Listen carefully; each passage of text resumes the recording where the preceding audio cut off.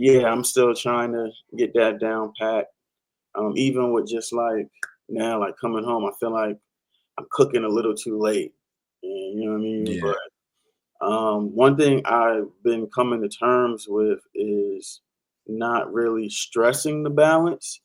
And I'll use, for example, the crib. The crib can start to get a little junky. And because I'm doing XYZ throughout the week, it kind of like, I want to say like a couple weeks ago, I was really stressing it. Like, yo, I think I need to just pay somebody to come in here and clean up for me. 'Cause I can't Yeah. get it done. And but that's when I kind of realized, like, yo, sometimes when it comes to balancing, you got to pour out of one cup to pour into another cup to get things going, to keep things rolling. And it's not like the crib is just gonna stay dirty for the whole month. It's just, you got to find that balance and go from there. But it can be challenging. I love you, Daddy.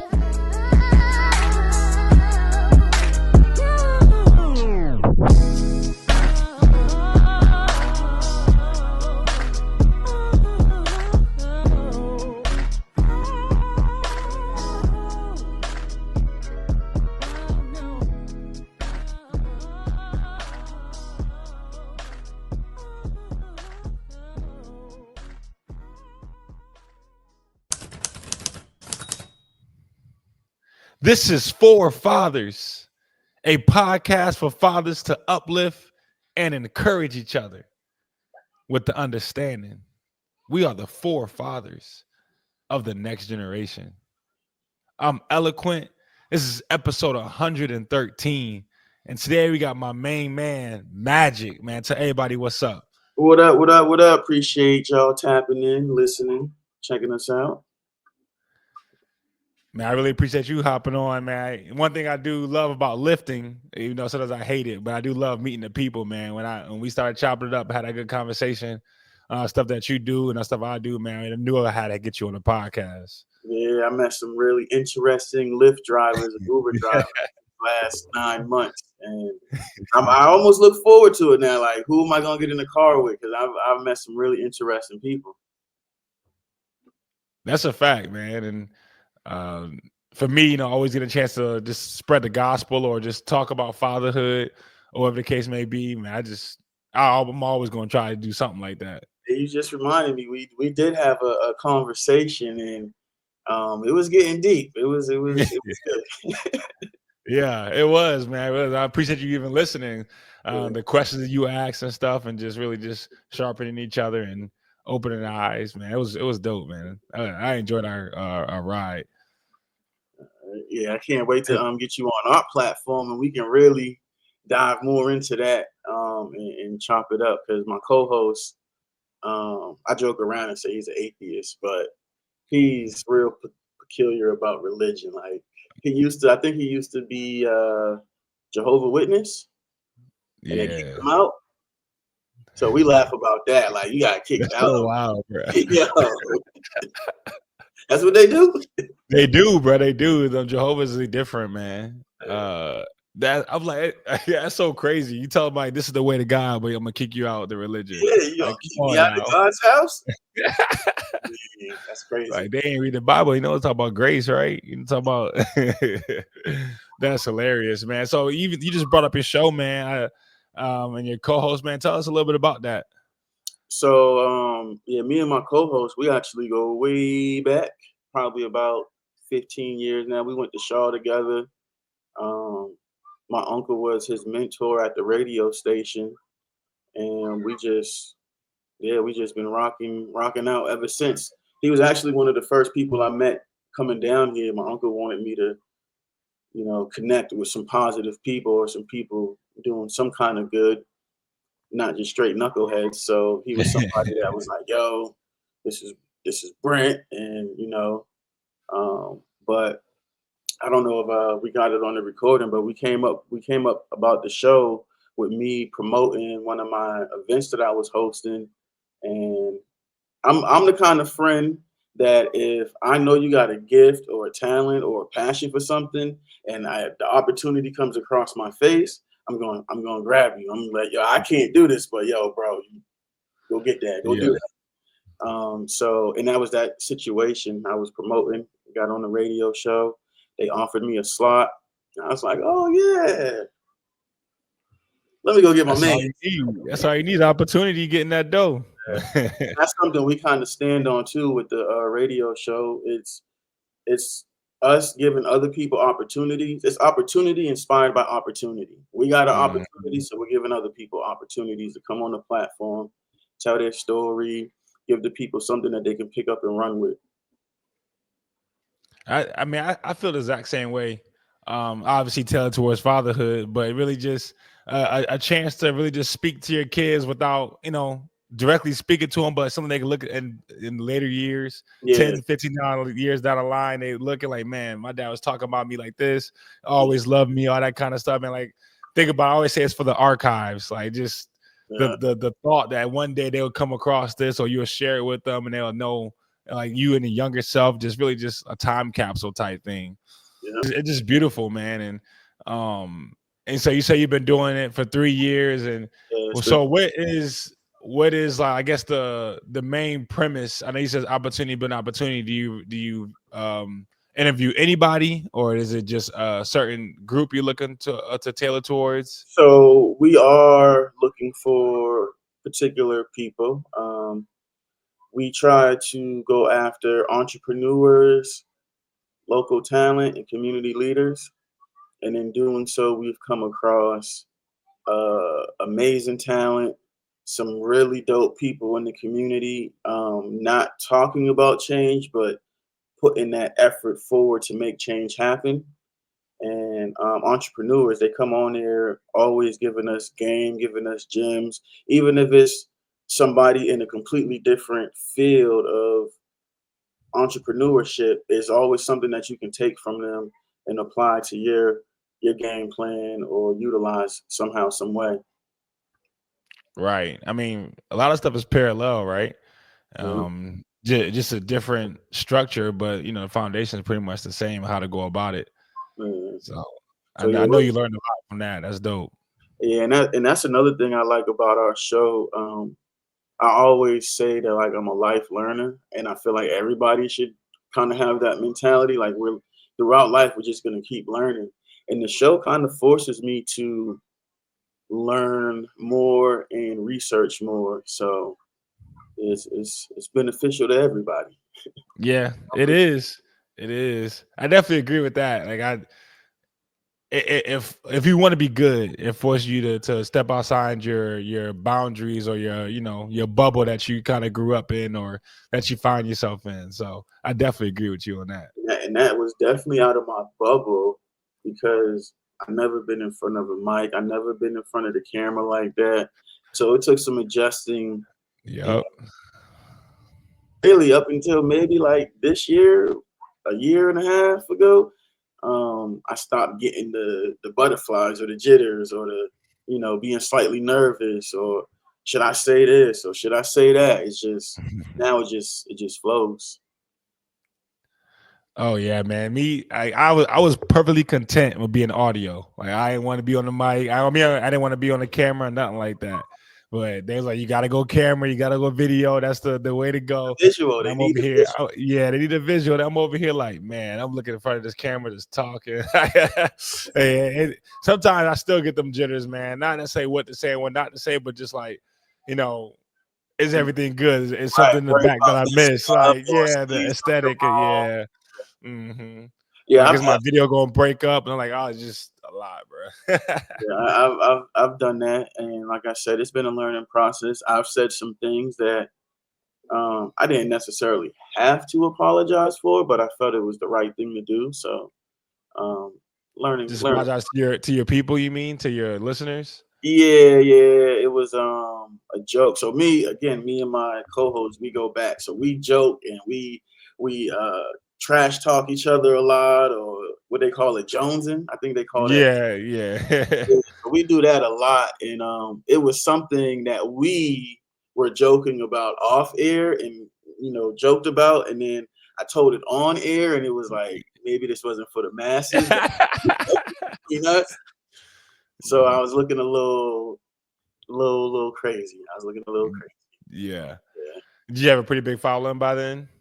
Yeah, yeah, our following is pretty dope because we're live on the radio, but we're also streamed live on Mixcloud, kind of like what we're doing right now. And with Mhm. the Mixcloud, it gives people a chance to chime in. So as we're talking about podcasts, somebody can be like, "Yo, I got a podcast, and my first microphone was $2." And we're like, "Oh, shout out to you." But Mixcloud is bigger overseas than it is here in America, which is the thing that I like about it. So we got listeners in the UK. We had a guy from Japan talking to us. He was typing, and I don't know how, but he was typing in Japanese, and then he Yeah, was translating. that's And yeah, cool. I love it. So how was that? You know, a lot, the age of social media, age of virtual everything, just having those fans and saying that, that joke, that inadvertent joke or whatever the case may be, like kind of what's the thought process you had to go through? And it's like, man, I gotta apologize. Like, is anybody gonna listen anymore? Like, what was how'd you go about that? My thought process was, I knew I had no ill intentions with it, or I wasn't like trying to hurt nobody, but I also didn't think about how somebody might feel about it, or if Mhm. somebody has been through that, how they might react to it. And I guess when you're talking to the masses, that's something you got to consider, because it was a joke between the homies, Yeah. and I probably should have kept it between the homies. Yeah. So how'd you learn from that? What was your steps going forward? You just really thinking about, like you just mentioned, and we talked about a little bit off here, emotional intelligence.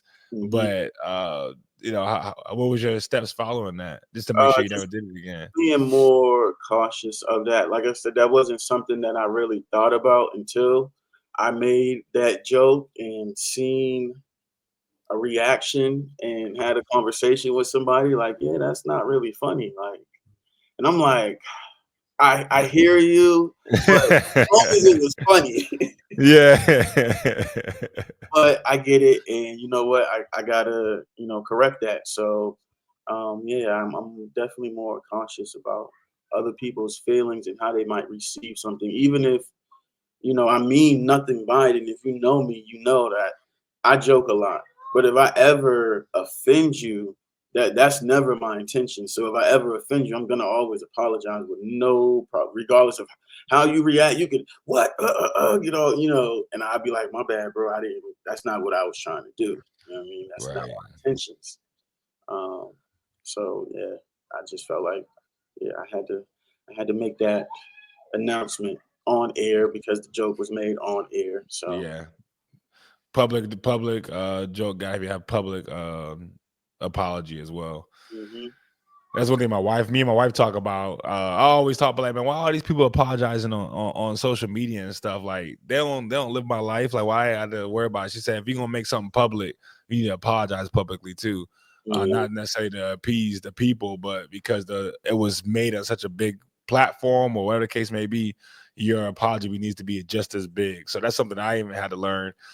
Even through marriage and stuff like that. Not that I did anything needed publicly, but I'm just saying, just like heard, like, how women think differently, man. So like kind of sharpening me and helping me in my own thoughts. And two, it's almost like for what we're trying to do and accomplish, it's almost like shooting yourself in the foot when Yeah, if you do recognize a mistake and you don't try to correct it, because you got fans, you got listeners, and you need those. So you might want to, think about things that you're saying or putting out into the metaverse or the universe before you just say it. right. And so, and like it was to segue in that emotional intelligence, like I just hinted on, we was talking about beforehand. How does emotional intelligence help you, even with your show, and also just as a father? Period. It's made me really dive into what emotional intelligence is. I've heard it before, and kind of, I mean, when you hear it, you kind of know, you get an understanding of emotional intelligence. Okay, that's me being intelligent with my emotions or regulating Hmm. my emotions. But once you start diving into it and learning how to be emotionally intelligent, it's a game changer. and the show has kind of forced that education on me. So Yeah. I could definitely see that. And so, we both got girls. Well, yeah, I have a girl. I have multiple girls. How is what you've learned, even for the show, but just period and most intelligence, how has that helped you as a father, especially um, with a daughter, man? Them emotions be different. yeah, it's helped me with, and yeah, the having a girl definitely changes your emotional intelligence. It's made me more sensitive to how she might feel about something, how she might react to something, even how I'm carrying myself when I'm mad. I need her to see me mad. I can be upset, but still under control, and that's Right. kind of like something I've been telling her. And I maybe it's all kids around this age. They do this whining and crying thing when they can't get their way, or they don't like what you said, or whatever the case is. They cry, and it's like I try to tell her, about emotional intelligence. It's okay to cry. I don't want you to think like you're not supposed to cry, because you're human. You're gonna cry. That's supposed to happen, but you don't let it take over you. You don't let it consume you, and you stay in that moment of crying or being sad. You feel it, you regulate it, and you logically figure out a way to get through it. That's my approach. Not to say that's the right approach. Yeah. That's my approach. Now you definitely this age is that whining, fussing it like, bro, what are you crying about? Like this, but like you said, I had to learn, like, man, you really gotta talk to him about it and understand, like you said, it's okay to cry. Like even if I ever had a son, which I'm not, because I ain't gonna have no more. You're But I'm done, bro. I got 5 on the way. I'm good, bro. Uh, but I would want to do the same thing, really just teaching that it's okay to cry. Because us as kids, man, how many times we've been heard it's not okay to cry. oh It's yeah, not see, okay to I show was their raised emotions. so, and that's something that I had to recognize with myself. Coming from a single mother household, I feel like my mom, you know, had to be a little extra tougher on me, or because there was Mhm. no male around. So I grew up with that, like, crying is for the weak. You know Yeah. what I mean? If you're crying, that's a sign of weakness. Like, you ain't supposed to be out here crying. And that's not okay. Nah, not at all. And it makes you, it can change you. It teaches you to harbor your feelings. And yeah, it's a bad road to go down. It And is, man. We get so pent up with our emotions, then when we release it releases in a negative way. So a lot of people end up incarcerated and uh, damaging relationships, man, because we don't know how to express ourselves. and that can all happen in 30 seconds. 30 seconds, boy. What? You ain't never lied. Change in 30 seconds. That's scary to think about too, man. And that's one of the reasons that I did want to dive into, emotional intelligence, or just really just becoming more sensitive and just being malleable, bro. Being able to bend and move a little bit and not just be so like hard on what I'm gonna do. This is what I'm gonna do. This is how I feel. You can't tell me nothing. Da da da. And so I don't know if that's your mindset. I was bullheaded. Still can be bullheaded. Especially ask my wife. I'm sure she'll tell you I am.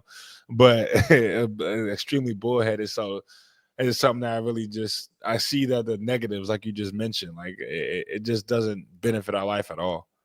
Yeah, I feel you. I can be very bullheaded too, and some will say it's because I'm a tourist, but I can take some of that. But I also feel like I'm also open minded. So Mhm. yeah, I can be bullheaded, but I'll listen. I'll hear if it makes sense.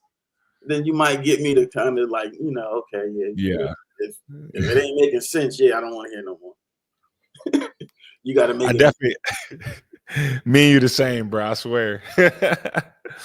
Like I like to think I'm open minded, but hey, uh, like you said, if it don't make sense, Making I logic. ain't that open. You wasting my time, bro. Right, right. So, man, you got a 7-year old, and my oldest is about to turn 10. Mm. How, I guess, how's your fatherhood journey been? I know you said you're single, so have you always been, or were you with the mother at some point in time? Yeah, now me and her mom were together, and it's been an adjustment. And you was talking about balance earlier, and I feel like I'm still trying to find that balance. Um,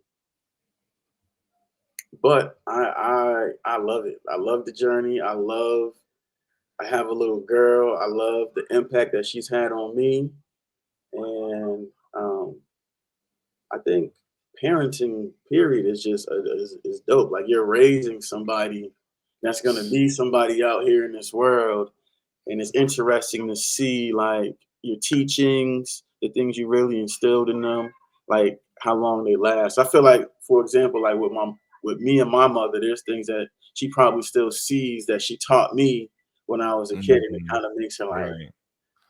I didn't do too bad.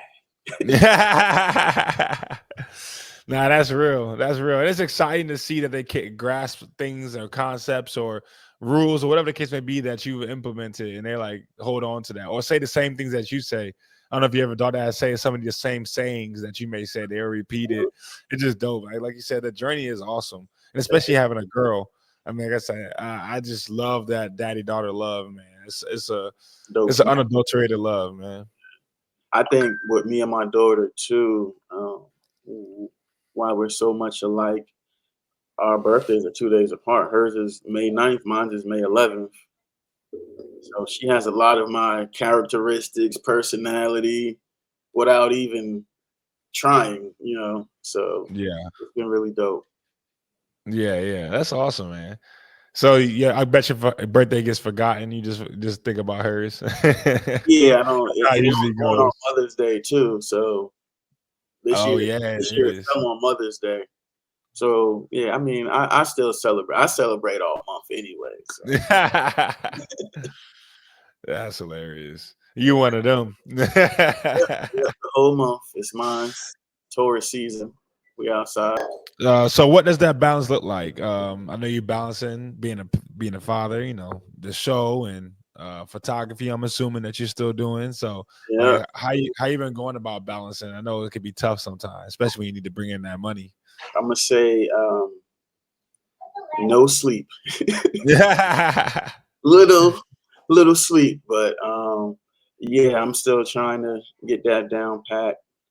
Even with just like now, like coming home, I feel like I'm cooking a little too late. And you know what I mean? Yeah. But one thing I've been coming to terms with is not really stressing the balance. And I'll use, for example, the crib. The crib can start to get a little junky. And because I'm doing XYZ throughout the week, it kind of like, I want to say like a couple weeks ago, I was really stressing it. Like, yo, I think I need to just pay somebody to come in here and clean up for me. 'Cause I can't Yeah. get it done. And but that's when I kind of realized, like, yo, sometimes when it comes to balancing, you got to pour out of one cup to pour into another cup to get things going, to keep things rolling. And it's not like the crib is just gonna stay dirty for the whole month. It's just, you got to find that balance and go from there. But it can be challenging, especially as a single father. Um, you got to cook, you got to clean, you got to Mm, father, um, homework, lessons, mhm. yeah, karate, gymnastics. Okay. There's some good stuff.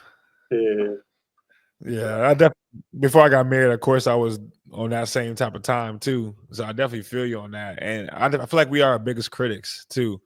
mhm, We feel like we just not doing enough. Like you was talking about, it's like you cooking too late. Like every little thing, we look at ourselves like, dang man, I wish I should have did that better, or I could do this better, or the kids. And I feel like society has us doing that, and we also do it our own selves. Because I'm sure you've been your own critic growing up, and just things that you've done.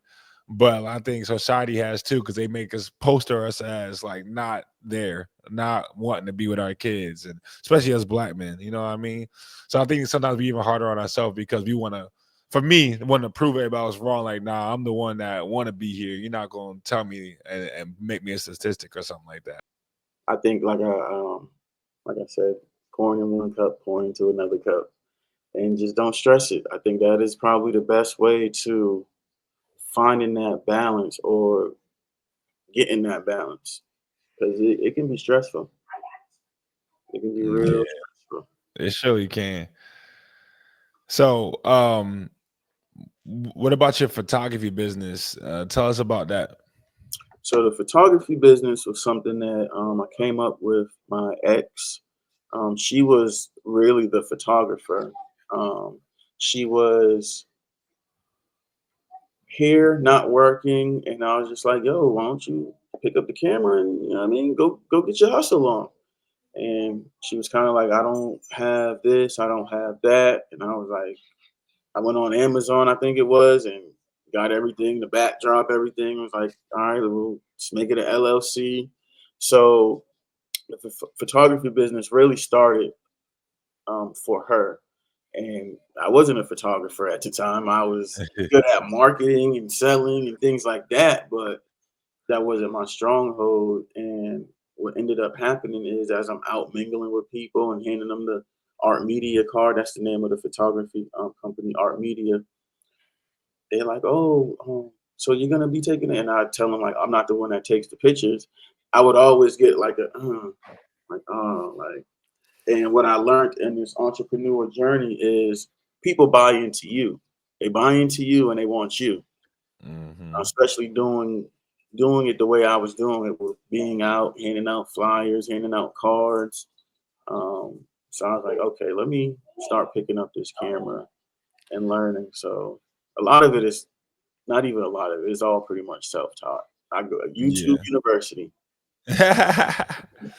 You probably come across my brother. My brother be doing all them YouTube videos talking about cameras. He's a photographer as well. I So made how yeah, how hard has it been to really pick up the camera? Because I tried. I was like, oh, I can't do this. think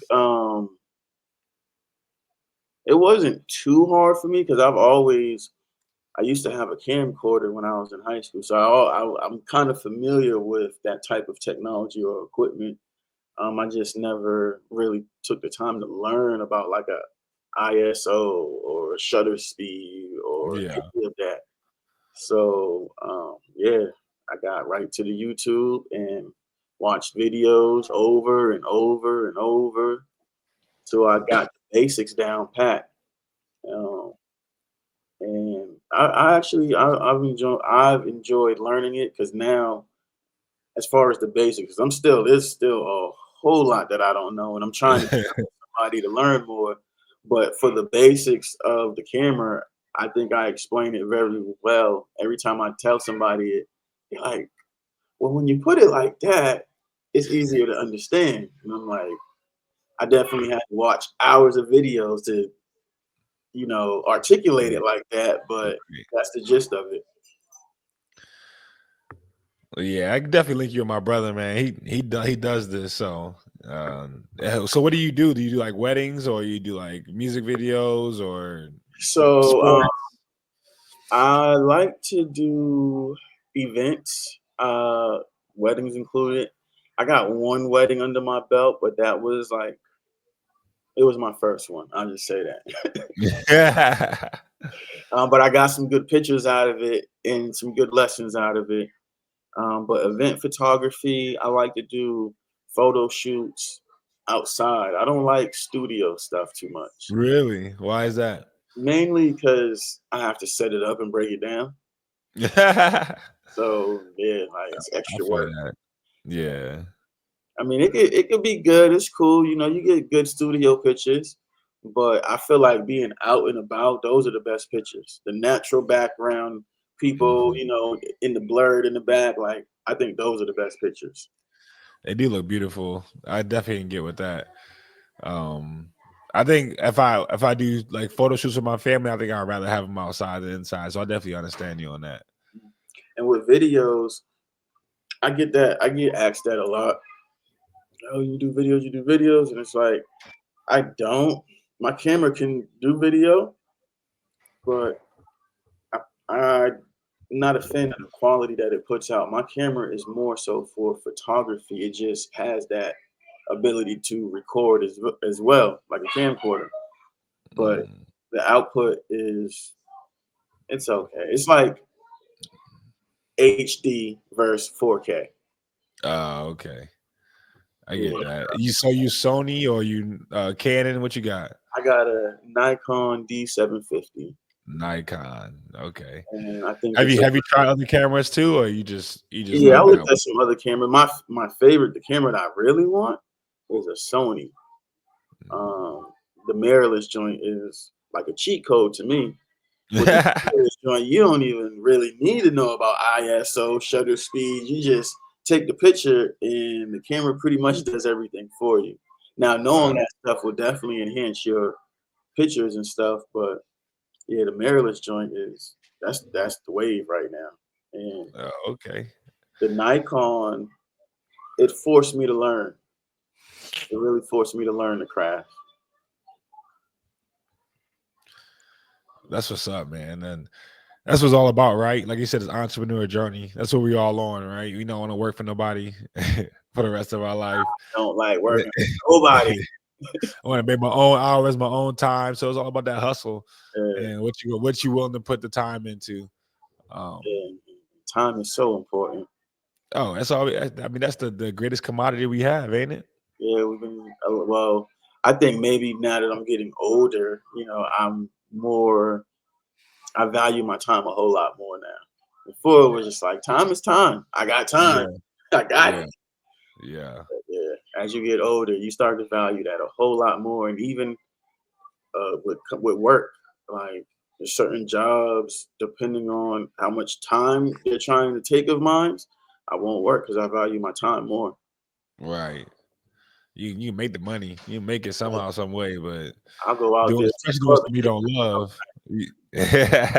I got to. Right.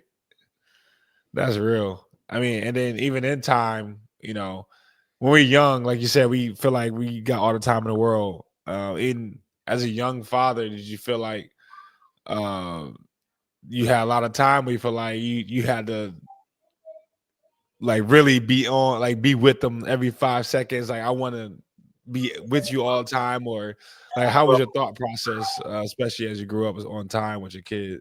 well, yeah, I'm kind of really attached right now because I feel like once she hits a certain age, Hmm. she's her time is her. You know what I mean? She's not gonna want to be up under daddy or around that. Maybe she will. I don't know, but Yeah. yeah, I value this time a whole lot, um, and a lot of it's I've come across some research where they talk about these are the years where you instill discipline, or these are the years where you instill X, Y, Z, and I need to Mhm. make sure that I'm doing my part. So I try to get as much time as possible with her. Like even if it's her, like now she got her friends in the room, and Uh-huh. Sometimes it's just being there. Sometimes it's not always doing something, but just being in the same vicinity. right. So it's man, it's dope, and that's my thing too. Like I'm at that age where they still want to be under me, but I know they're gonna be gone. They're gonna be Yeah. one day. They want to be with their Like, friends. They don't want no parts. and she's already kind of like I remember. So this was her first year, and she was in first grade. I think I went to go hug her or kiss her or something, and she was like I can see her looking around, like who, like God, like, you're embarrassing me. I'm like, what? What? We do this all the time. That So just made me feel away sometimes. I gotta do better about that. But I'll be like, dang, man, you don't want my love? I was want to I give you my can't love. grab her and kiss her in front of everybody. Now we're making a scene. Right, right.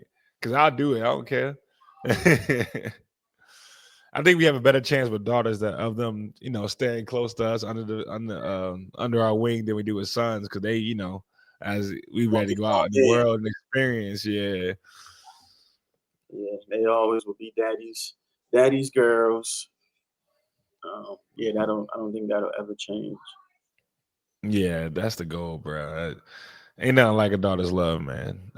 I can't. I always tell everybody that don't have them, they do have it. We all say the same thing, but that daughter's love, man, is It's nothing like it, man. I don't have to be nobody. I don't have to do nothing. They just love me for who I am. As men, I feel like we always had to do something. We had to prove ourselves always to even get recognition or even love or even feel like anybody cares. And with our daughters, man, we ain't got to do none of that. It's just already there. It's And I already think there. one of the things talking about valuing the time with her now, I'm trying to instill that relationship where when she is 14, 15, 16, she's comfortable enough to come to me and talk about whatever. I don't care what it is, Mhm. and I'm going to keep it real with her and give her the best advice that I can give her based off of my experiences of life in life and kind of just go from there. But I want her to always feel like she can come to me and tell me even like, and I tell her now, even if I'm gonna be mad about it, I'd rather you just tell me so we can figure it out together. Mhm. So Agreed. I feel like that's one thing about us, our generation now, compared to our parents. Man, we really want to build that relationship into a point where we could just be open. Because I don't know about you, I feel like I couldn't be open with my parents. Even if I was trying to do the right thing, I did the wrong thing, but I'm trying to do the right thing. I need your help, but they're gonna come fussing at me. That belt coming, them fists coming. So yeah, I think as our generation is really trying to change that. that was something that I took from the relationship with me and my mother. Growing up, my mother is she was older, um, and I used to always tell her like, "Yo, you're from a different timeline. Like, you don't understand what's happening out here right now. You think because you're older and you've seen it, been there, done that, but history has a way of repeating itself. But things change and things are Mhm. different out here, and we always had that disconnect because of that. So I never really felt like I could tell her stuff or talk to her about certain things because it was like you're not gonna understand. So yeah, this is fatherhood has definitely been a really dope journey for me. Um, I want to have more kids or one more kid. I want to shoot for the boy, and I was gonna ask you about that, but I always said after three, if I get three girls, I'm not shooting no more. So it's not meant to be. Yeah, man. So I had three before marriage. My wife had one, so now we got four, and then now we have five on the way. So it's really my first one in marriage, but since it was a girl, I'm not doing it no more. If it was a boy, I won't do it no more either. I really wanted a boy, but I'm good, bro. Yeah, Like yeah. I'm good. I can't try no more. 5 kids is enough. I think it was a blessing to have a little girl too, because like we was talking about a second ago, the emotional intelligence that you have to learn and apply with that, but also coming from my background, it makes you look at women or people differently when you have a kid. Because after I had a Mhm. kid, I started looking at people like, yo, this was somebody's baby. I Yeah. see people out in the streets, homeless or strung out or whatever the case is. This was somebody's baby. Like, how did they get to this point in life? And with females, I will say I can admit that um, maybe I was looking at them like an object. And then once I had my daughter, it was a whole lot different. Hmm. So, yeah, it's been a really, Yeah, ain't no maybe for me. I definitely was. I definitely was. I don't know maybe about that. I definitely was. And yeah, like you said, when they born, it's like, dang, I can't believe yeah, I was doing that. Even you yeah. regret everything you did. This is somebody's baby. And Yeah. I don't want nobody doing your baby in your kind of way. So, yeah. It's unfortunate that sometimes it takes us having our own girls to actually realize, especially men, you know what I mean, to realize like, you've been doing people dirty and Yeah, you ain't think twice about it, but now you got your own daughter, now you don't want nobody to do it. Now you gonna talk about I'm gonna tote my gun, I'm gonna make sure that nobody make sure nobody touch mine, but like dang, you was just doing all that 2 years ago. yeah. So yeah, fatherhood has been really, really great for me. Um, I at sometimes I'll be like, dang, I wish I would have just did it sooner. Because if this was the growth that comes with it, I could have used that Mhm. a little earlier in life, Yeah, yeah, yeah. but it's a Yeah, blessing. I get that. What so how old are you? I'm 38. Oh, okay, yeah. So I 38. started I started having mine in 23. So I guess I really starting to grow early. As soon as I got out of college, I had a baby. So Yeah, no, that's a good age. And then too, it's depending on the person. I think it's dope when you get to kind of grow with your kid in a sense. yeah. So, yeah, I think that's pretty cool. I've seen relationships like that, and they seem to be really solid with their parents when they got to experience their parents' growth and maturity level go up. It's appreciation on both ends. Yes. Sometimes it takes a little longer for them to appreciate it because Yeah, depending on how what kind of person you were. yeah, Um, and I hear those kind of stories as well. Just especially when um people have kids later, like if they have that first kid and then they weren't doing the best, they weren't doing right, but now they're doing right, and now that kid looking back like, man, well, where was you at when when yeah. I needed you? Who So, but was this sometimes, person? And right, what was I this was kind of version? like that growing up because when I was real young, um, my mom got into church and she became a holy roller when I was like maybe in middle school. So Mhm. up until that point, once she started, and I'm just like, who? Where was you? Like now yeah, you learn Yeah, to appreciate it though down the line. Shows you growth in real time. right. And that's all we can ask for, right? The seeds that we plant, that they actually sprout into something that they can use down the line when they become adults or when they get older in high school, all that kind of stuff. Mhm.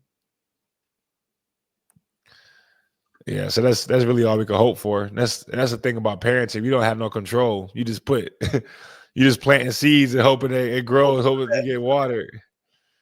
hope it grows straight up and not Yeah. to the side. Or, I hope it break ground, period. It's like it don't fall on deaf ears. Cause sometimes I feel like I be talking, they be like, they don't be paying to me no mind. Hey, pause the tablet and listen. yeah, yeah. I turn it off. But and I've heard this because when I was having right before she was born, I used to always ask older men. I wouldn't say like straightforward advice, but I would just talk to them about being a father and how did they get their kid to this point, and I always got some really good feedback. One of the things, one of the gems that I picked up when it comes to parenting, and I hope somebody else picks this up and runs with it because I think it was very legit. Keeping your kids busy. You got to keep them busy, especially as they get older, because, like we just said a second ago, it only takes 30 seconds. Yeah. Whole life can change in 30 seconds, whether you have something to do with it or not. You could be wrong place, wrong time for that 30 Mhm. seconds. So, yeah, I think that was a really cool gem. Um, but yeah, they've always said either keep them busy and just really try to be in their life. And those are the two gems that I'm definitely running with. And I hope Yeah. everybody else can pick up on that and run with it as well. So I heard you talk about sports. Is that the main thing that you keep her busy with, or that she does other stuff as well? So yeah, I'm trying to let her find what it is that she really wants to do, and right now it's looking like taekwondo. Okay. She's been in gymnastics since she was five, four, I think. Yeah, four. And um, I noticed a difference with the focus in karate and the focus in gymnastics. So I know karate is something, taekwondo is something she really wants to do. So I'm gonna try to keep her into that. And that was something again. I look back at my childhood and things that um, I hoped or wish that my mom would have did with me. And a lot of those things were paying for me to be in those programs. Uh, I came home one day, it was like, yo, I want to be in AAU. And she was like, well, how much is it? And I was like, this is just a random number, $800. She, whoa, like Yeah. 800. The Boys and Girls Yeah. Club got a league. But I understood then, and even more so now, the importance of, if that's something that your kid is really showing interest in, you want to put them in the best position possible to excel in that, and not just like, okay, well, you can go do that over there, or not be so invested into it. So I think, yeah, investing into your kids, paying attention to what they really like to do, um, is plays a major part in what I'm trying to do. Right. It definitely matters. And they will notice that too, that you noticing. And so that, make them feel a way, that they make them feel seen, instead of unseen. Mhm. Um, you know, Sometimes we can unintentionally hurt our kids just by not paying attention, or just by shrugging them off because we got a long day, or we got something to do, or whatever the case may be. So just that presence, man, and then continue to be focused in on them. I definitely agree with that. So, what do you think there are, if it's more than one, the biggest challenges with raising a girl? Sheesh. It's Man, challenges, but what's some of the it's bigger challenges, ones? man. I think, well, first for me, as just to go and piggyback on what we've been talking about, like really understanding my emotions and really like understanding where they're coming from, right? Not trying to just be so hard pressed about my way, or suck it up type stuff, or whatever the case may be. You really got to go down to their level, um, and really dive into my own past. You know what I mean? My own traumas, things that cause me to react certain ways. Mm, I can't be teaching her to do something and then I'm doing the exact same thing that I told her not to do, right? Because I'm still angry, or because I haven't figured that out. I yeah, think that's one for me. That's one of the biggest ones, man. they Really, call you just out on it too. yeah. Yep. Okay, what? You Don't. said, or they be Yeah. you do it, and they'll be looking at you like, Mm. Swear, bro. I think that was probably my biggest hurdle, I would have to say, because I was so closed off to my emotions. Like, just really just focused on the goal. Like, whatever, I don't care how you feel, just get it done. That's all that matters. right. The result, the product. I don't care if you're tired or whatever, get it done. But it ain't always work like that. Not just for girls, but for kids in general. Right. But I think that was my biggest thing. Is learning that, and I'm still learning. Still a curve. I think having a wife as well is helping me do that as well. Having an array of emotions, 4 different girls with different temperaments, different emotions, different things they like, dislike, all that kind of stuff. It's just it's really refining me. Hmm. And then also, like we just mentioned earlier, just really laying that foundation of Christ and those principles, especially when the world we just talked about, right? The world is talking about everything else other than what I'm teaching at home. Yeah. So how, especially with this exposure to like social media and just like sexual things that they can see Hmm. earlier in life, is now I gotta teach them that that's not what makes you a woman, or that's not what you should be expressing the most. You know what I mean? Just doing that. So really just laying that foundation and saying that the world is wrong in these ways, and this is how we should walk. Walk according to what Christ told us to walk. So, you know, and I'm not there at that point yet because they're still young. They really haven't uh, dove into social media heavy. They just scroll through YouTube Shorts, Yeah. but that time is coming. But Yeah. really laying that foundation of Christ, though, and especially with school saying stuff different, all that kind of stuff. So those are my two biggest hurdles right now, I think. Yeah, I'm kind of right there with you, but I'm thankful that my daughter is soaking in a lot of the things that we are trying to instill in her, and even with church. I haven't really been able to get to church because I'm not mobile, but her mom will still take her to church every Sunday, so she knows right from wrong for sure, and Mhm. um, yeah, she knows right from wrong. Yeah, whether they listen or not is the whole different story, right? Because we knew growing up for the most part, but it's like I want to do wrong this time. That's how I was. That's how I want to do wrong. I'm I trying to want to do teach what her I about want to do. You decision can't tell me making right nothing. now, and Uh-huh. yeah, so I've been a little bit more stern on that because I don't want her. Like, you got to understand, when you make a decision, or you do something, there's always a reaction for an action. That's just how it works. So, Science. like, I felt like, for a while I was letting her get away with a little bit too much, and now it's like we got to nip this in the butt because you're gonna be getting older, and you need to be making wise decisions and not just doing stuff because of how you feel. What was your reason you feel like for letting stuff go? I think for me it was because they wasn't in the house with me. So I think I was just really just trying to have a amicable relationship and not really be fussing too much, just enjoy my time. What was your reason you feel like? It goes back to like balance, and I would be frustrated because I wasn't where I'm at right now with balance and not stressing things. So, a lot of times I was frustrated or just tired, and I just like, okay, like, whatever. Yeah. That's really what it was. Just being tired and frustrated and not wanting to do the back and forth or deal with the nagging or the whining or the crying. Mhm. But it's she's at an age where, like I said, I gotta nip that in the butt.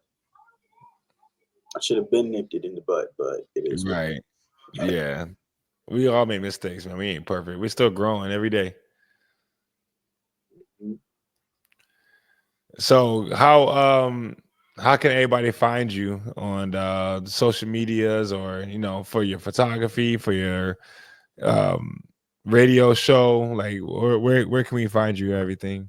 So we're on most platforms. I always ask people to check us out on YouTube if you really want to get an idea of what we're trying to put out there. YouTube is we got over 30 something episodes on YouTube. Um, but YouTube, the local plug, you might see some other stuff, other people, but you'll if you're watching this and then you go to that, you'll recognize me. As far as Facebook, it's L Plugga. That's EL space PLUGA. And Instagram, it's L Plugga underscore the local plug. And on TikTok, it's the same thing. But yeah, I really try to get people towards that YouTube to give them a good idea of like what we're trying to do. Because I think a lot of times when people meet me or meet us, and I say we got a radio show, they kind of have assumptions already about what we might be talking about, what we be doing. And Mhm. I know it's not what they already assuming. So that's why I'm like, yo, just look at the YouTube and look at some of the titles and go through it. And I'll throw some out there like co-parenting versus co-providing, or just co-parenting period, education versus experience. We talk about wellness. All aspects of it is a whole lot of aspects, but we narrowed it down to like seven or eight. Spirituality versus religion. We have a range of things that we talk about. So it's something on there for everybody. I feel like. Yeah. That's dope, man. You definitely cover a lot of topics, Mhm. and I definitely need to go check them out.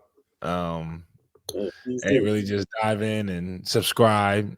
After you subscribe to this channel, subscribe to his channel, because we just really just men really just trying to impart into other men and to other people, the knowledge that we have, knowledge that we grasp from other people, our other viewers and guests. So, Yeah, this is man, what you got going on is really really dope, bro. And I can't wait to connect you with some other people that we're connected to, because in this journey, I've come across a lot of us trying to put that positive energy out there or bring that unity together. And now I'm just at a point where I got a group over here, a guy over here, guy over here, group over here. And it's time to just web it all together because we need that in our community as black we men do. or just men, period. We need that. And yeah, we gotta web it together, make it happen.